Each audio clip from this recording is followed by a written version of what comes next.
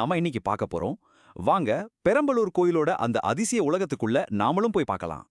யோசிச்சு பாருங்க, இவ்வளவு பழமையான ஒரு கோயில், அதோட சுவர்களுக்குள்ள என்னென்ன ரகசியங்கள்லாம் ஒளிஞ்சிருக்கும், நம்மள ஆச்சரியப்படுத்துற மாதிரி, ஏன் அதிர்ச்சிக்குள்ளாக்குற மாதிரி கூட இருக்கலாம் இல்லையா?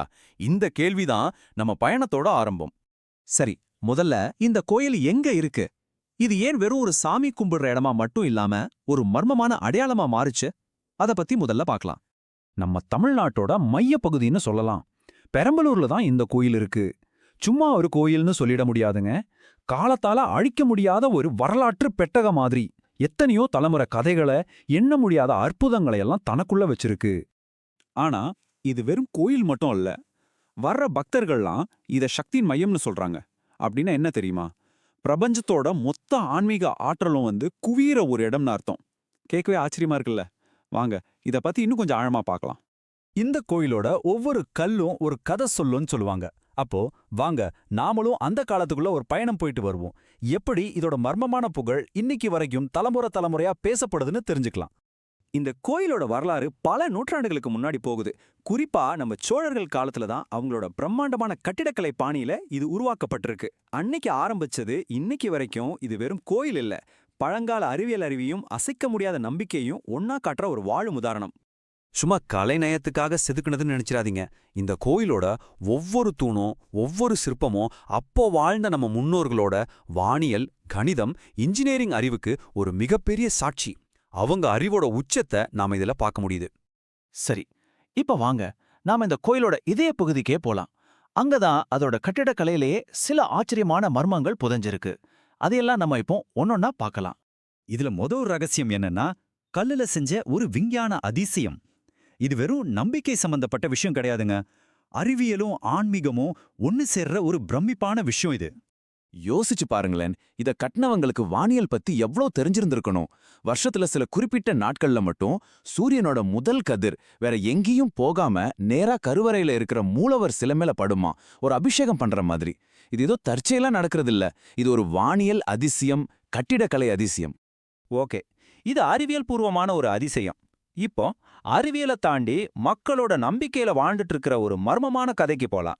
இது இந்த கோயிலோட ரகசியங்களுக்கு இன்னும் சுவாரஸ்யத்தை கூட்டுது.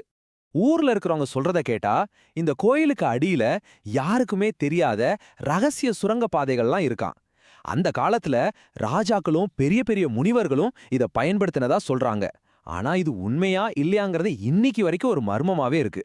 கட்டிக்கலை, மர்மங்கள் இதையெல்லாம் தாண்டி இந்த கோயிலோட உண்மையான ஆன்மாவே அது மக்கள் மனசுல விதைக்கிற அந்த அசைக்க முடியாத நம்பிக்கைதான். அந்த தெய்வீக சக்தியையும் பக்தர்களோட அனுபவங்களையும் பத்தி இப்ப நாம தெரிஞ்சுக்கலாம். இந்த கோயிலோட மைய சக்தியே இங்க இருக்கிற மூலவர் தான் சொல்றாங்க. மனசார ஒரு வேண்டுதல் வச்சா போதும், அது கண்டிப்பா நடக்குங்கிறதே இங்க வர்ற லட்சக்கணக்கான இங்க வந்துட்டு போனவங்க கிட்ட கேட்டா அவங்க சொல்றது ஒண்ணுதான். கோவிலுக்குள்ள கால் வச்ச உடனேயே நம்மள சுத்தி ஒரு பாசிட்டிவ் எனர்ஜி வர்றத உணர முடியுது. அந்த அமைதி, அந்த தெய்வீக அதிர்வு, அதெல்லாம் வார்த்தையில சொல்லவே முடியாதுன்னு சொல்றாங்க. ஆயிரக்கணக்கான மக்கள், இது வெறும் ஒரு நம்பர் கிடையாது. இங்க திருவிழா நடக்கும்போது இந்த மக்கள் கூட்டமே ஒரு பெரிய நம்பிக்கை கடல் மாதிரி தான் தெரியும். இங்க நடக்கிற திருவிழாங்கிறது சும்மா ஒரு கொண்டாட்டம் இல்லைங்க, அது பக்தியோட உச்சகட்டம். ஆயிரக்கணக்கான பேர் ஒன்னு சேர்ந்து தீ மிதிக்கிறது மாதிரி கஷ்டமான நேர்த்திக்கடன்லாம் செய்வாங்க. அப்போ அந்த இடமே ஒரு தெய்வீக ஆற்றலால நிரம்பி வழியறத நாம நேரடியாவே பார்க்க முடியும். சரி, இந்த ஆற்றல், இந்த நம்பிக்கை இதெல்லாம் வெறும் உணர்வுகள் மட்டும்தானா? இல்ல, இது மக்களோட நிஜ வாழ்க்கையில என்ன மாதிரியான அதிசயமான மாற்றங்களை எல்லாம் ஏற்படுத்துதுன்னு அவங்களோட அனுபவங்கள் மூலமாவே தெரிஞ்சுக்கலாம் வாங்க. வாழ்க்கையில இனிமே தீர்க்கவே முடியாதுன்னு நினைக்கிற பிரச்சனைகளோட இங்க நிறைய பேர் வராங்க. ஆனா மனமுருகி வேண்டிக்கிட்டு போனதுக்கு அப்புறம் அவங்க வாழ்க்கையில நம்பவே முடியாத மாற்றங்கள் நடந்திருக்கிறதா சொல்றாங்க. இதுதான் இந்த கோயில் மேல மக்களுக்கு இவ்வளோ நம்பிக்கை வர காரணம். அப்போ பல பேருக்கு இது வெறும் கல்லால கட்டின ஒரு கட்டிடம் இல்ல, இது அவங்க நம்பிக்கையோட ஒரு அடையாளம். வாழ்க்கையில அமைதியை தேடுறவங்களுக்கு, பதில்களை தேடுறவங்களுக்கு இது ஒரு வழிகாட்டியா, ஒரு அடைக்கலம் கொடுக்கற இடமா இருக்கு. இப்போ நம்ம இந்த பயணத்தோட இறுதிக்கு வந்துட்டோம். ஆனா ஒண்ணு மட்டும் தெளிவா புரியுது, இந்த கோயிலோட எல்லா ரகசியங்களையும் நாம முழுசா தெரிஞ்சுக்க முடியுமாங்கிறது சந்தேகம்தான். ஆனா ஒண்ணு நிச்சயம், அதோட அந்த அசைக்க முடியாத சக்திய இங்க கால் பதிக்கிற ஒவ்வொருத்தரும் அவங்க மனசுல உணர்றாங்க. அதுதான் இந்த இடத்தோட உண்மையான மர்மமே. இப்போது கேள்வி உங்ககிட்ட தான்.